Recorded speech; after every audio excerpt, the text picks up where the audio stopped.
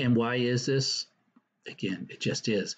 Normal distributions have been standardized. The cool part is it doesn't matter what you're measuring. If it is a normal curve, these percentages will be the same. Anything that's 1.5 standard deviations above the mean will represent 93.32%, will be at the 93.32 percentile, which means it is larger than the, obviously larger than the mean, or a higher score than the mean.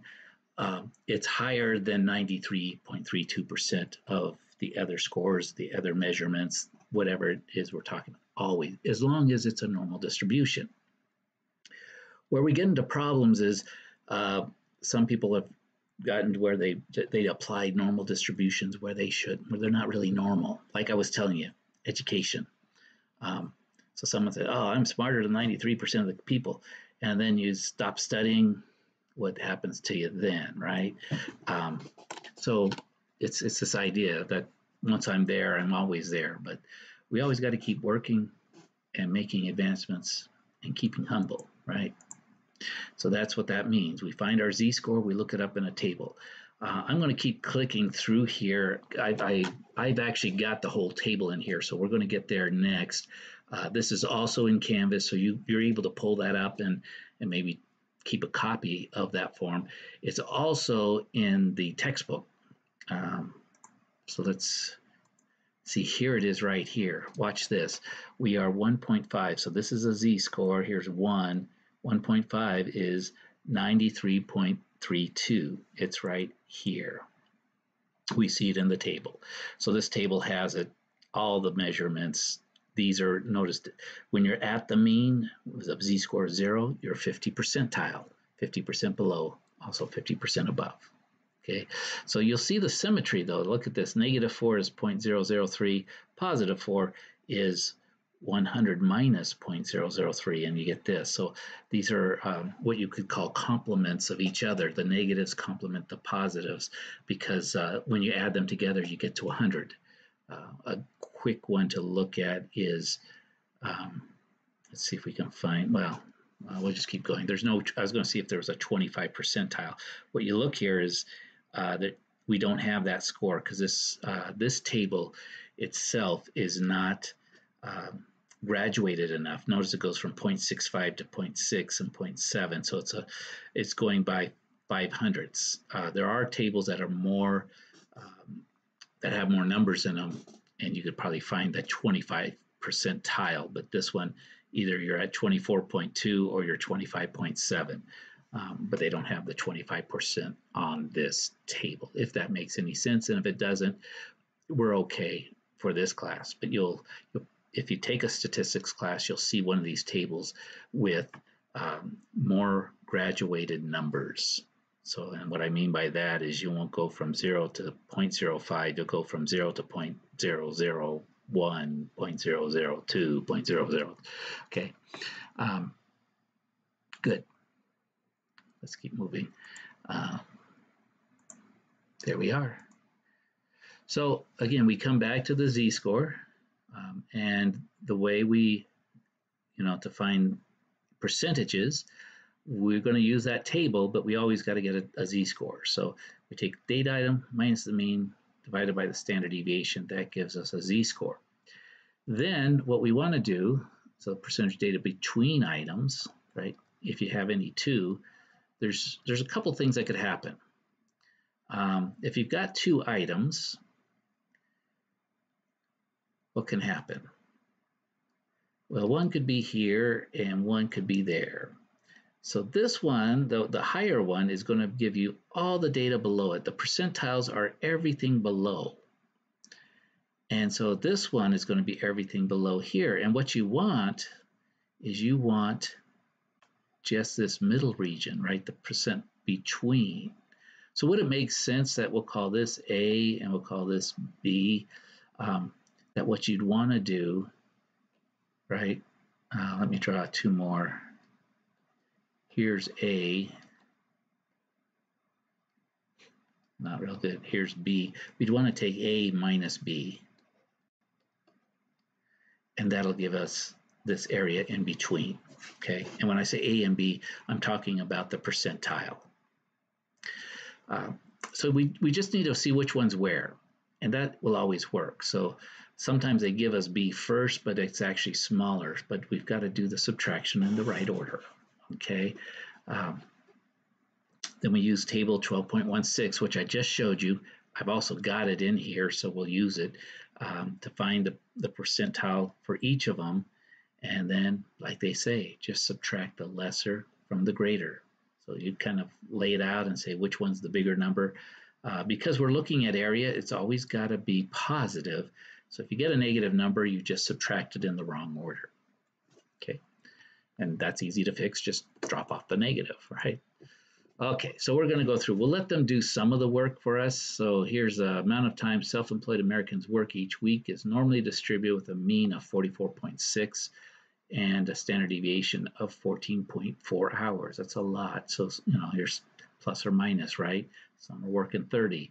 Some are working 14 plus that, you know, 50, almost 60 hours a week, right? So we want to find what are the percent of people that work between 37.4 and 80.6 hours in a week. That's a lot, right?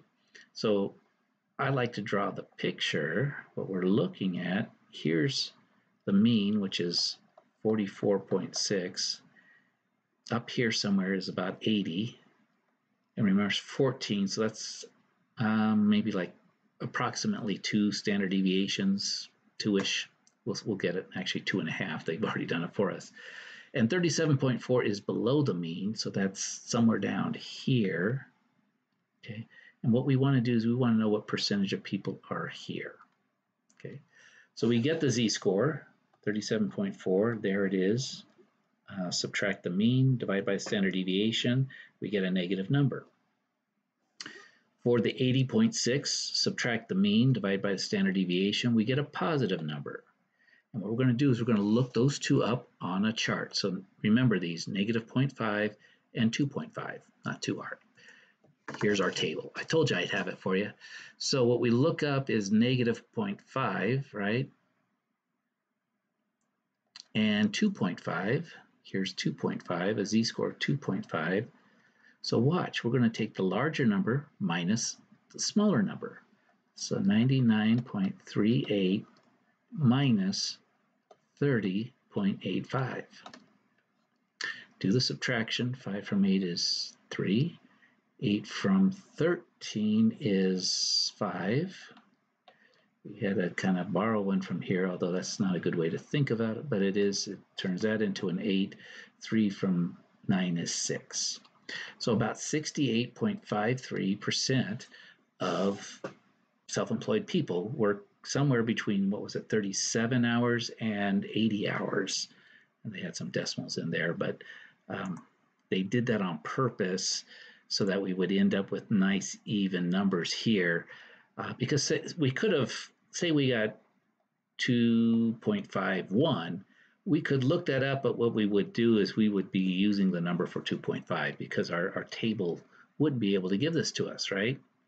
Okay, so 37.4 to 80, there was what, 68.5 something. They got it on the next page. We'll go here, 68.53%, okay? That's how we use this chart. And these are the types of problems. So this is kind of like we're right now into about what would be maybe the second week of statistics. Of course, they do a lot deeper, but you'll start doing this maybe in the second week of statistics courses. You'll also use statistical software that can calculate these things very accurately as well, but basically they rely on these tables, which are, you know, hundreds of years old, thousands of years old. I don't know. They're old. Okay, so and again, this is just talking us that the percentile corresponding to negative, that was 30.85. That means 30.85% are less than 37.4 hours, right? Because the percentile is percent below. When we came up with a z-score of 2.5, we found that 99.38% are below that amount. And that are working 80.6, which is good. There's still a few people that are working more than 80.6 hours per week that are self-employed. That happens. And then they go ahead and subtract just like we did and got our 68.53%. And again, what they have found is they have found this area right here. Okay, so they found this is the area between the mean, I guess, minus 0.5 and the mean. I don't know why they're breaking this out in particular, but it does show that this bottom point here would be negative 0.5. This is everything here. Yeah, I don't know the significance of this pink, just maybe so that you could see the mean. Okay, but that's what we could use statistics for, and then we use statistics to do these measurements and see what percentage of people. And then when you do a study, what you do is something is normally distributed. This is what we would expect. And then if you do some kind of a study and your values are way away from what was expected, then you start thinking, maybe my medicine's working. Maybe what the treatment I'm doing is causing something to be different than normal. So that's a lot. Research oftentimes will rely on the normal curve. Okay, so when you compute percentiles, there's again a couple different things. One, this comes directly from the table when you want to find the percent below items less than a given data item. That's what the chart is made up for. And I've seen a lot of charts, they will actually have a little picture like this so that when you see it, you go, okay, they're giving me the percentile, that's the percent below. Now, oftentimes we want to find the percent above a particular measure, okay? So percentage of items greater than a given value, you do the same thing, you look it up, and what you're really finding is the bottom half, so then you subtract it from 100, and you'll get it. Subtract the table percentile for z from 100, and add a percent sign. So, yeah, so here it's a little bit below the mean, so let's say whatever we looked up here was in the 40th percentile. So we do 100 minus 40, so that's got to be the 60th percentile. Okay. Another thing a student found out for me, if you look up the table, so this would have been, this value, this A would have been negative. If you look up the positive, you actually get the value you wanted. So there's another way. But try that. Go ahead and do the subtraction. You say, okay, 100 minus 40, 60. And then whatever this value was that gave you the 40, look up the positive and you'll see that that's exactly the same. This is what I mean about complements. Okay, and then there's what we just did, which was sort of a little bit more complicated. How much is between two data items. You actually have to find the z-score for both of them and then subtract the smaller one from the larger. So in this case, we do B minus A. And then you got your percentage. And again, that gives you that. So we did this example. These two, this one you just look up in the table. This one, you have to subtract it from 100 or look up the opposite sign, and you got what you need. Okay, it's kind of cool. And that's all we have to do. So take a look at your homework. Please do contact me. I will be around over the next 3 weeks as we go. I'm going to be posting the final exam review and getting the final exam posted in Pearson.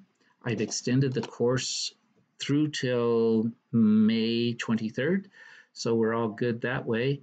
Just let me know if I've missed anything. And the reason I got it to May 23rd was a student noticed that it was going to expire on May 8th, and that would have, so that was something I missed. I extended some other things, but I forgot to extend that. It's possible that I've overlooked something as far as due dates and such. Please do contact me. Let me know. Because if you spot something, it could help. It could help others who are, struggling maybe with the same question. But everyone says, "Oh, Little Crow must know what he's doing," and that's a dangerous thing to think.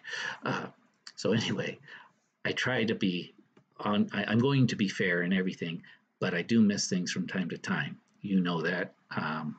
And before I sign off, let me get to my castle in the sky and say that it's been a great semester. You guys have made it a great semester. Let me put it that way. It's been an interesting semester. It's been a strange semester, more strange than I have the I'm 57 years. No, shoot, I'm 58. I had a birthday and I forgot. I forgot to click the clock. I was still thinking I was 57 years old, but no, I'm 58 now.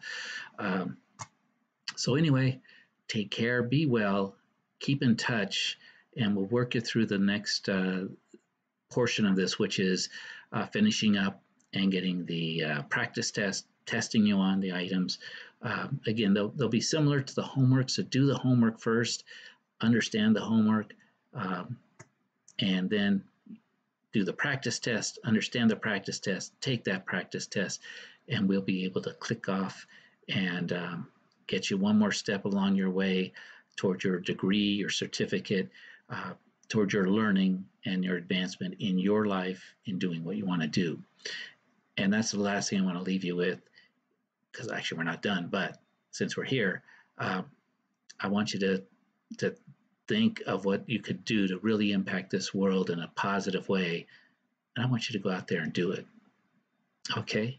I know you can, and I need you to, because I'm getting too old to do much anymore. So take care, be well, and we'll be in touch.